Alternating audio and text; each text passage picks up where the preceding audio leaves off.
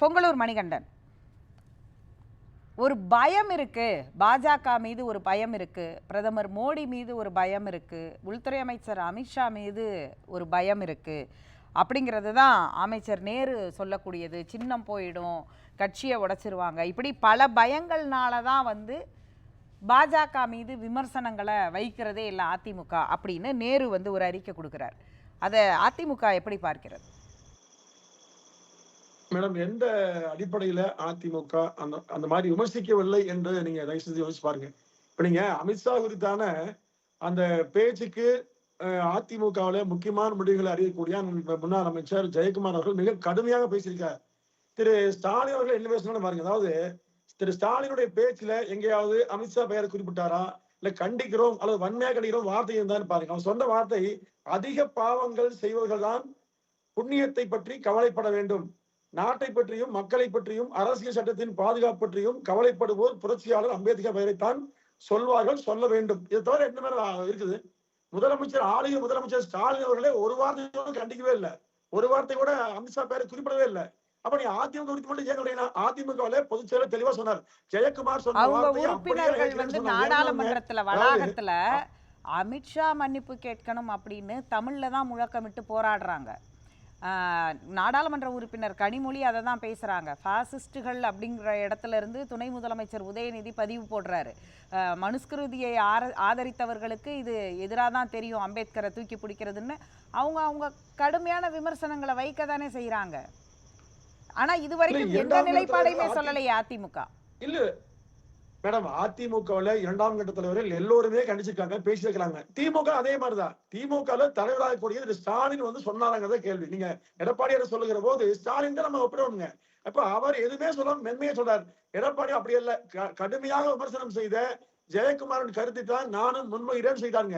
அப்போ என்னாலும் சொல்ல வேண்டிய அவசியமே இல்லை. அப்ப அதே மாதிரி மென்மையான போக்குன்னு சொல்லி பாஜகவை எதுன்னு சொல்லலைங்க மேடம். இப்ப பொதுக்குழுல மத்திய அரசு செய்து தர வேண்டிய காரியங்களை திமுக வலியுறுத்தி பெறவில்லை என்பதற்காக திமுக அரசை கண்டிச்சதுங்க. அதே மாதிரி மத்திய அரசு இதையெல்லாம் செய்து தர வேண்டும் என்று வலியுறுத்தியது. இந்த வார்த்தையில யாருக்கு சிக்கல் எனக்கு புரியல. ஒரு வார்த்தையில வச்சுக்கிட்டு எல்லாம் கூட்டணி அது பாஜக பயப்படுறாங்க என்பதெல்லாம் அமைச்சர் ரகுபதி என்ன சொல்றாருன்னா, வலிக்காமல் வலியுறுத்துகிறீர்கள் அப்படின்றாரு. மேடம், இங்க ரகுபதி அவர்களுக்கெல்லாம் அதிமுக பொதுச் செயலாளர் தெளிவா சொன்னார், பதில் சொல்ல அவசியமே இல்லை. ஏன்னா அவர் எப்படிப்பட்டவங்க எல்லாத்துக்கும் தெரியும். திமுக அதிமுக போது இங்க பேசிட்டு இருந்தாரு, இப்ப திமுக தான் பேசிட்டு இருக்காரு. அவ்வளவுதான், பதவிக்காக பேசுறாங்க, விசுவாசத்துக்காக பேசுறாங்க. அதாவது அதிமுக பொறுத்தவரையில, எடப்பாடியார் அவர்களை பொறுத்தவரையில் மத்தியில பாஜக வலிமையாக ஆட்சி அமைத்துக் கொண்டிருந்த போதே கடந்த ஆண்டுகளில அதிமுக அந்த கூட்டணியிலிருந்து வெளியே வந்ததுங்க. அந்த துணிவாக முடிவெடுத்தது மத்திய அரசை எதிர்த்துதான் வெளியே வந்தாங்க. அப்போ இந்த முடிவு எடுத்தவர்களை அவர்களை நோக்கி கணைகளை தொடர்ந்து விமர்சிக்கவில்லை என்று பேசுவதே அபத்தமான செய்திதான். ஏன்னா அதிமுக மத்திய அரசின் போக்குகளை விரும்பவில்லை, ஏற்கவில்லை. சரி, நீங்க சொல்றது மாதிரி முதலமைச்சர் ஸ்டாலின் விமர்சிக்கல, இவங்க தான் சும்மா சும்மா சொல்றாங்கன்னு வாதத்துக்கே எடுத்துப்போமே. அப்ப அம்பேத்கர் குறித்து பேசியதை ஏற்கிறதா அதிமுக அல்லது எதிர்க்கிறதா அதிமுக? அதுக்கு என்ன பதில்? நீங்க ஒரு விஷயம் மேடம், அதாவது இன்றைக்கு அம்பேத்கரையும் மற்ற விஷயங்களையும் முன்னிலைப்படுத்தி திமுக ஊடகங்கள்ல, பத்திரிகைகள்ல, நாடு முழுவதும் மக்கள் மத்தியில, சோசியல் மீடியாக்கள்ல பரவக்கூடிய செய்திகளுக்கு காரணம் என்னன்னா, தமிழ்நாட்டில் சட்ட ஒழுங்கு மிக கேவலமா மோசமா இருக்கு. இன்னைக்கு கூட பாருங்க, பட்டப்பகல்ல ஒரு நீதிமன்றத்துல ஒருவர் கொல்லப்பட்டிருக்கார். அதே மாதிரி பல இடங்களில் மிகப்பெரிய வன்முறை. திருப்பூர்ல ஒட்டுமொத்தமா வரி உயர்வுக்காக மக்கள் கடையில் அடைத்து போராட்டம் பண்றாங்க. இதையெல்லாம் மூடி மறைப்பதற்காக. உண்மையில அம்பேத்கர் பேசுனா மக்களுக்கு வாழ்வு தரும் மேடம். அம்பேத்கர் போற்றப்பட வேண்டிய தலைவர். ஆனா அதற்காக ஒண்ணுமே பிரயோஜனம் இல்லாத செய்திகளை பேசி நாடாளுமன்றத்துல அது பேசுபொருளான அம்பேத்கரை பேசுபொருளா ஆக்கினது நாடாளுமன்றத்துல அது பேசுபொருளாவது. நேற்றைக்கு அவ்வளவு பெரிய ஆளுங்கட்சிக்கும் எதிர்கட்சிக்குமான ஒரு மோதல்லாம் நடைபெறுகிறது. நாம அப்படியே மௌனமா வேடிக்கை பார்த்துக்கிட்டு இருக்கிறோமே, அந்த மௌனமானது இதுல நமக்கு சம்பந்தம் இல்லைன்னு அர்த்தமா, இல்ல ஃபியூச்சர் கால்குலேஷன் கூட்டணி கணக்கு இருக்குன்னு அர்த்தமானு வராதா ஒரு பார்வை? மேடம், திமுக ஆட்சிக்கு வந்த பிறகு 20க்கும் மேற்பட்ட மாணவ மாணவிகள் நீட் தேர்வு பிரச்சனையில தக்க பண்ணிருக்காங்க. இந்த பிரச்சனையை மையப்படுத்தி 40 எம்எல்ஏ எம்பிக்களும் இததான் திமுக அமைச்சர்களும் முதலமைச்சரும் சொல்றாங்க. அதாவது மத்திய அரசு சார்பான நான் 3 கேள்வியை உங்ககிட்ட வைக்கிறேன். 3 கேள்விக்கும் நீங்க அவருடைய 3 அறிக்கையிலிருந்து ஒவ்வொரு போர்ஷனை நீங்க சொல்றீங்க. அது திமுக மீது வைக்கக்கூடிய விமர்சனம். அந்த விமர்சனத்துக்கான பதில சொல்ல விபி கலைராஜன் வந்திருக்கிறாரு. அவர் பதில் சொல்ல போறாரு. நான் கேட்கிற கேள்வி மத்திய அரசை சார்ந்த கேள்வி. மத்திய அரசு தொடர்பாக அதிமுக எடுத்திருக்கக்கூடிய நிலைப்பாடு, நான் பாஜக சம்பந்தமான நிலைப்பாடுன்னு கூட கேட்கல. மத்திய அரசுடைய நடவடிக்கை, ஒரே நாடு ஒரே தேர்தல் ஒரு காலத்தில் ஆதரித்தவர் இபிஎஸ். இன்னைக்கு அந்த மசோதா வந்து டேபிள் பண்ணப்பட்டு அது நாடாளுமன்ற கூட்டுக்குழுவுக்கு அனுப்பப்பட்டிருக்கிறது. அதில் என்ன நிலைப்பாடு? நீங்கள் ஆதரித்து தான் அங்கே வந்து அதாவது கூட்டுக்குழுவுக்கு அனுப்புறது எதிர்ப்பு, அந்த மசோதாவுக்கு எதிர்ப்பு அப்படிங்கிற இடத்துல அதிமுகவுடைய நிலைப்பாடு என்னவா இருக்கு? ஏன் இங்கே வந்து அதை பற்றி வெளிப்படையாக பேச மாட்டேங்கிறீங்க? இப்படி பல கேள்விகள் இருக்குல்ல அதுக்குள்ள. மேடம், இது திமுக என்ன சொல்லுகிறதோ அப்படியே அதிமுக பின்பற்றால் மட்டும்தான் மதசார்பு இல்லாத ஒரு கட்சியின் அர்த்தமா, அல்லது பிஜேபி எதிர்க்கிற அர்த்தமா? அப்படி அல்ல. நீங்க ஒரே நாடு ஒரே தேர்தலில் அதிமுக ஆட்சியில் இருக்கிற போதே வரவேற்றாங்க, இன்றைக்கு வரவேற்கிறாங்க. ஆனா என்னன்னா, முழு சரத்துகளையும் தெரிந்து கொண்டு விளக்கம் தரலாம் என்று பொறுத்துக்காங்க, அவ்வளவுதான். இப்ப நீங்க ஒரே நாடு ஒரே தேர்தல் நிச்சயமாக வரவேற்கிறது ஒன்றுதான். அதை வந்து ஐயா கருணாநிதி அவர்களே கடந்த காலத்தில் வரவேற்றுக்காங்க, நெஞ்சுக்கு நீதி புத்தகத்திலே வருதுங்க. இதை வந்துங்க வெறுமனே அரசியலுக்காக இதோ நாடே அழிஞ்சற மாதிரி பேசுறாங்க. இப்ப இந்த அவர் சொன்ன கான்டெக்ஸ்ட் வேறன்னு சொல்லி திமுகவினர் மறுக்கறாங்க. முன்னாள் முதலமைச்சர் கருணாநிதி அவர் வேறொரு கான்டெக்ஸ்ட்ல அதை சொல்றாரு. ஒரே நாடு ஒரே தேர்தல் இன்னைக்கு கொண்டு வர்ற இந்த ஒரே தேர்தலை அவர் குறிப்பிடல. இப்படி ஒரே நாடு ஒரே தேர்தலை கொண்டு வருவதன் மூலமாக இங்கே நமக்கு பல கேள்விகள் இருக்குல்ல, அந்த கேள்விகளை இதுவரைக்கும் அதிமுக எழுப்பவே இல்லையே. ஒரு மாநிலத்துல ஒண்ணு வேணாம் மேடம், அதிமுக ஆட்சியில் இருந்த போதெல்லாம் மத்திய அரசு அதிமுக மோதல் போக்கு இருந்தால் மத்திய அரசு பக்கம் தான் திமுக நின்றுக்குங்க. அன்றைக்கு இது பெரிய பொருளாக்கப்படல, பேசுபொருளாக்கப்படல. இன்றைக்கு வந்து பேசுபொருளாக்கப்படுது, அதான் உண்மை. இப்ப எந்த காலத்திலுமே திமுக பொறுத்தவரையில அதிமுக என்ன செய்தாலும் நேர் எதிரான செயலை தான் செஞ்சிருக்கு. ஒரு கவர்னர் விஷயத்துல 99 ஆட்சியில அம்மா அவர்கள் கடுமையா கவர்னர் எடுத்தாங்க. அன்றைக்கு கருணாநிதி கவர்னர் முழுமையா ஆதரிச்சார். அப்ப அன்றைக்கு என்ன போச்சு? அன்னைக்கு அதே கவர்னர் பதவி முக்கியம் தெரியலீங்களா? அப்ப அப்படி அல்ல. திமுக என்றைக்குமே அதிமுகவை விரோதித்து மட்டுமே பேசக்கூடிய கட்சி.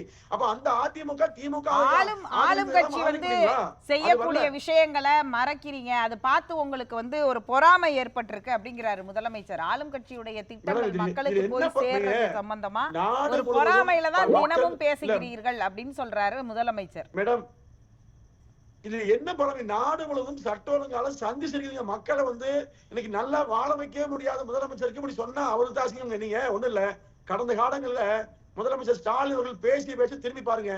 எதிர்கட்சியா இருக்கும் போது இன்னைக்கு நேரெதிராக ஒவ்வொரு பணியும் செஞ்சு வராங்க.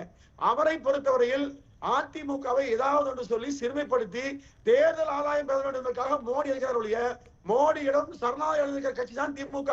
இன்னைக்கு அமைச்சர்கள் அப்படின்னா எதுக்குங்க நாடாளுமன்றத்துக்கு வெளியில பிளக்கார்டை வச்சுக்கிட்டு நிக்கிறாங்க? எதுக்கு அவங்க வந்து மன்னிப்பு கேட்க சொல்றாங்க? எதுக்கு போராடுறாங்க அப்படின்ற கேள்வி இருக்குல்ல. அப்ப அதுல அதிமுகவுடைய ரோல் என்னன்னு இருக்குல்ல. இங்கேயும் மாநிலங்களவையில உறுப்பினர்கள் இருக்கிறாங்க.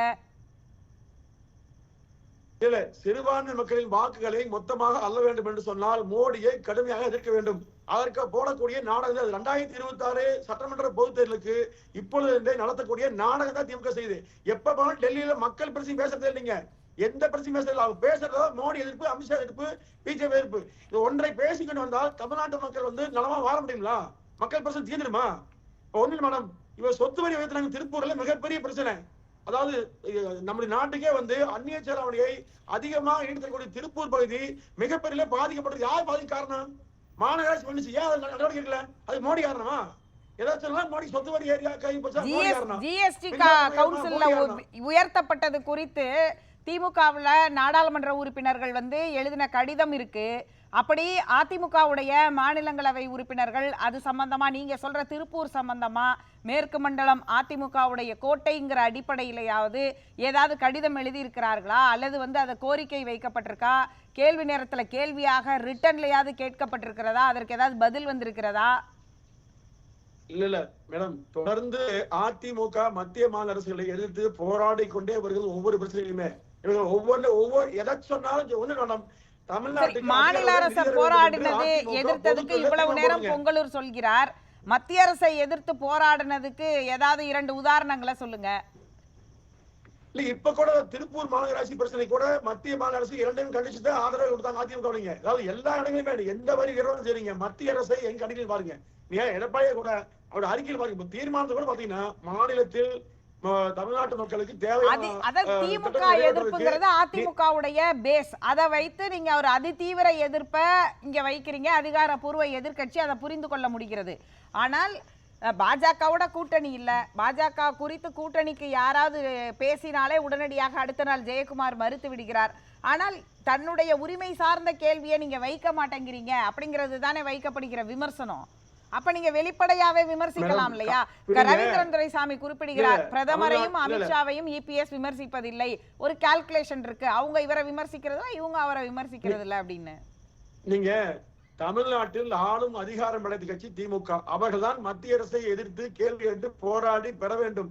ஆனால் எதிர்கட்சியாக இருக்கிற அதிமுக என்ன செய்ய முடியுங்க? கோரிக்கை வைக்க முடியும். முழு அதிகாரம் இந்தியா முழுவதும் இந்தியா கூட வச்சுக்கிட்டு நிறைய எம்பி வச்சுக்கிறீங்க, நீங்க பேச வேண்டியதானே? நீங்க நாடாளுமன்றத்துல காவிரி பிரச்சனைக்கு இதே அதிமுக நாடாளுமன்றத்தையும் முடக்கி வச்சதுங்க, அதே மாதிரி நீடிச்சு முடக்குங்க. இந்த மாதிரி வருவதற்கு காரணம் மத்திய அரசு முடக்கு. அன்றைக்கு நாடாளுமன்றம் முடக்கப்பட்டதற்கான வரலாறு பெரிய வரலாறு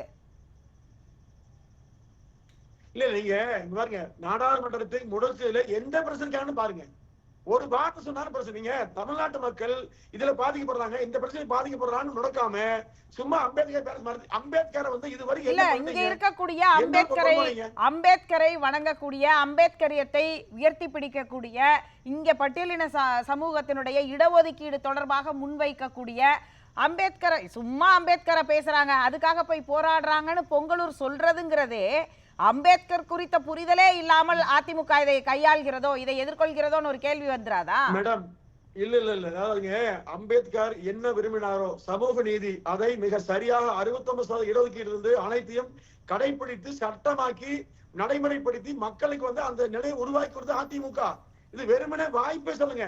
அதாவது எந்த நோக்கத்திற்காக அம்பேத்கர் பேசினார்களோ அது எல்லாமே பாருங்க செயல்முறை வந்து அதிமுக சமூக நீதியா பாருங்க.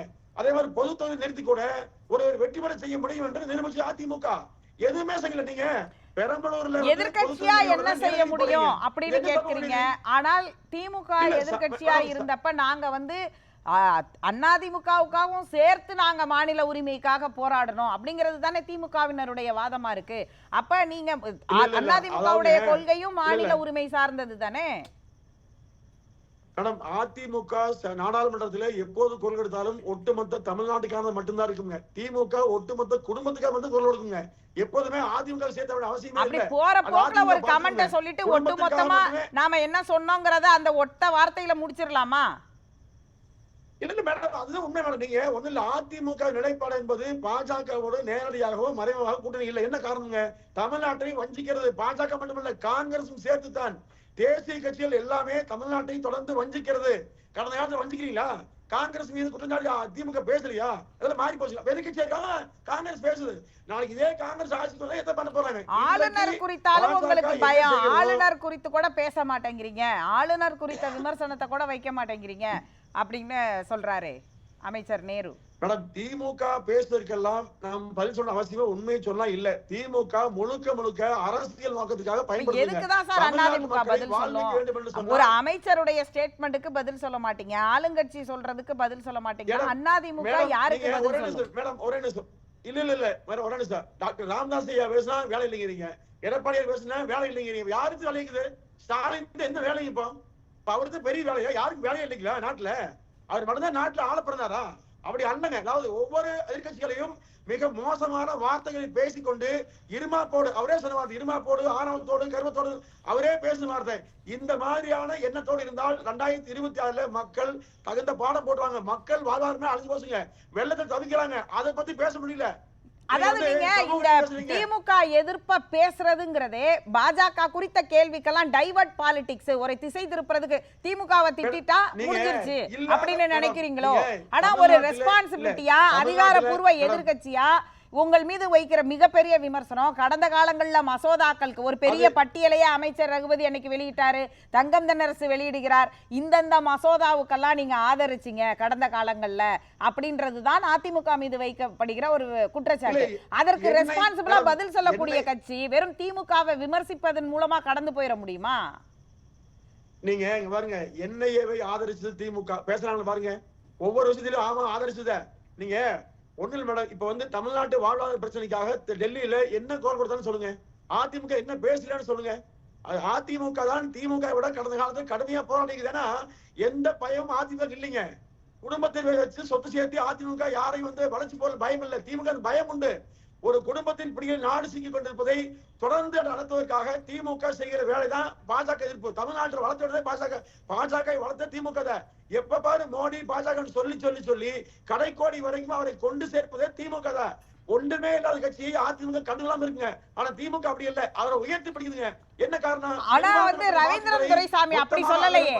ரவீந்திரன் துரைசாமி வந்து அதிமுகவிற்கு ஒரு பயம் இருக்கு, பாஜக ஒரு 10% வாக்குகளை வாங்கிருச்சு, அந்த வாக்கு அதிமுகவுடைய வாக்கு, அதனால மூன்றாவது இடத்துல இருக்கிற பாஜக கிட்டையும் ஒரு பயம் இருக்கு, திமுகவை எதிர்க்க வேண்டிய கட்டாயத்திலையும் 2 பிரச்சனையும் உங்களுக்கு இருக்கு அதிமுகவுக்கு அப்படின்றாரு. நீங்க திமுகவுடைய 6% வாக்குகள் குறைஞ்சது இல்லைங்களா? அந்த வாக்கு தான் பாஜக போயிருக்குங்க, அதிமுக அல்ல. அதிமுக குறையவே இல்லைங்க. அதிமுக வாக்கு அப்படியே இருக்குது.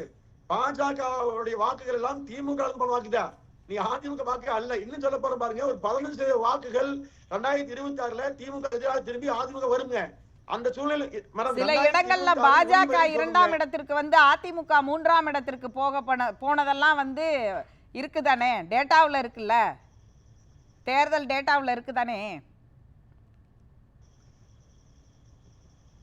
மேடம் 14ல திமுக பல நாடாளுமன்ற பாஜக 2ஆம் இடம் வந்தது. கோயம்புத்தூர்ல இதே அதிமுக வெற்றி பெற்றது, பாஜக 2ஆம் இடம், திமுக 3ஆம் இடம்ங்க. இது கடந்த கால வரலாறு. இது வந்து பெரிய அரசியல் இந்த மாதிரி முன்பின் வர்றது பெரிய விஷயமா அல்ல. இதையெல்லாம் பயன்படுத்தி கொண்டு அதிமுக எவ்வளவுதான் கணக்கு போட்டீங்கன்னா அந்த விளைவை மக்களே கணிப்பாங்க. மக்களே மைனஸ் பேசலாம்.